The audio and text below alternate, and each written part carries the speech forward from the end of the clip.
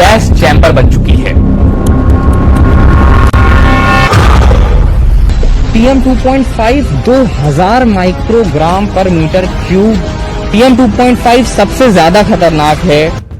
दोस्तों, दिल्ली जिसे हम इंडिया का दिल कहते हैं, लेकिन आज ये दिल धड़क नहीं रहा है, ये दिल घुट रहा है। दोस्तों, ऐसी हवा हो गई है दिल्ली की आज जिसमें सांस लेना एक दिन के 60 सिगरेट पीने से भी ज्यादा खतरनाक हो चुका है। पर सवाल ये है कि ये जहरीली हवा आखिर बना कौन रहा है? क्या ये सिर्फ वेदर का इशू है या कोई ऐसा सच जो हम सब इग्नोर कर रहे हैं? दोस्तों, हर साल अक्टूबर से जनवरी तक दिल्ली एक गैस चैम्बर बन जाता है। मॉर्निंग वाली धुंध असल में धुआं होती है और रात की हवा में सिर्फ ठंड नहीं, लाखों माइक्रोटॉक्सिक पार्टिकल तैर रहे होते हैं हवा में।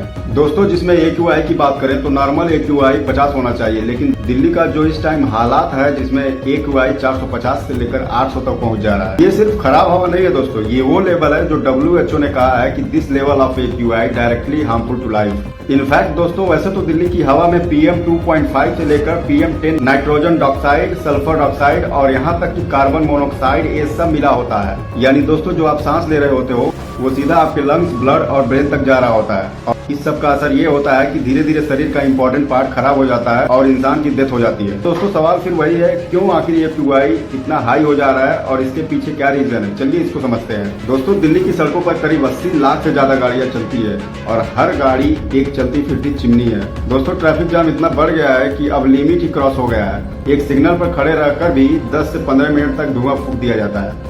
ये सिर्फ गाड़ियों का इश्यू नहीं है दोस्तों, बल्कि ये अर्बन प्लानिंग और सरकार की असफलता है। दोस्तों, दिल्ली में इंडस्ट्री और बिल्डिंग फैक्ट्रीज बनती जा रही है, पर शहर में AQI संभालने की प्लानिंग पीछे रह गई है। शहर में जितनी तेजी से आबादी बढ़ रही है उतनी तेजी से विकास भी हो रहा है। दोस्तों, जहाँ पर दिल्ली को गार्डन सिटी बनना था, वही दिल्ली धीरे धीरे कंक्रीट सिटी बन गया। नई कॉलोनियां बन गई, पर उसके साथ ग्रीन बेल्ट, पार्किंग स्पेस और हर एक कवर की प्लानिंग गायब हो गई दोस्तों। रिहायशी इलाकों में तो बीच बीच में इंडस्ट्रियल यूनिट्स उगाई गई दोस्तों, और मॉनिटरिंग का सिस्टम ही कमजोर बना दिया गया है। कारण क्या है? इनका धुआं बिना चेक किए हवा में मिलता रहता है दोस्तों।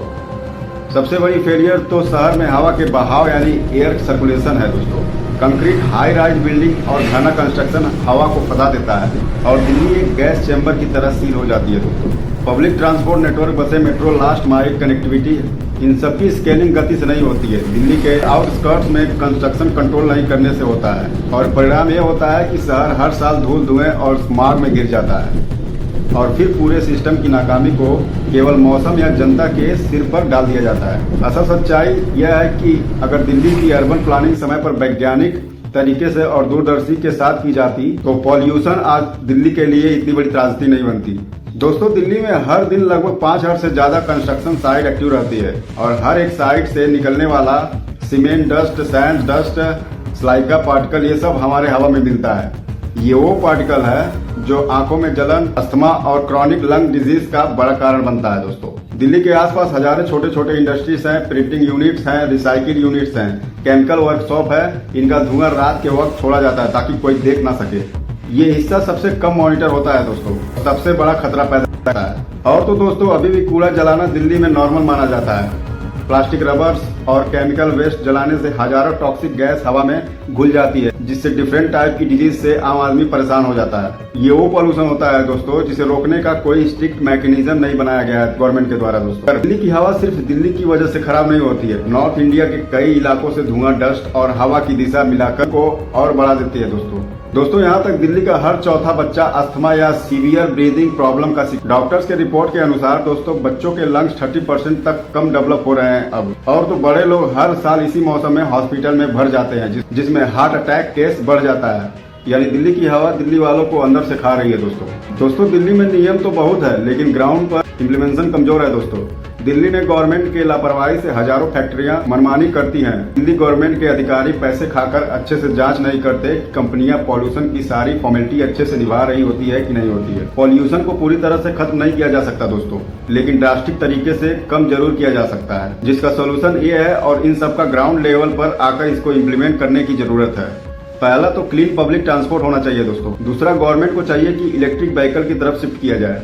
तीसरा, प्रॉपर वेस्ट मैनेजमेंट होना चाहिए दोस्तों। चौथा, कंस्ट्रक्शन डस्ट कंट्रोल बनाना चाहिए दोस्तों, और इसको पूरी स्ट्रिक्ट से फॉलो करना चाहिए। पांचवा, नियर बाय रीजन के साथ मिलकर काम करना होगा दोस्तों। छठवां स्ट्रॉन्ग एयर मॉनिटरिंग सिस्टम बनानी होगी। दिल्ली इंडिया का दिल है और अगर ये दिल बीमार होता है तो पूरा देश बीमार होगा। पॉल्यूशन सिर्फ हवा का इश्यू नहीं है दोस्तों, ये फ्यूचर का इश्यू है और अगर हमने इसे आज नहीं समझा तो आने वाली पीढ़ियां सिर्फ एक सवाल पूछेंगी, हमारे लिए हवा बची है कि नहीं।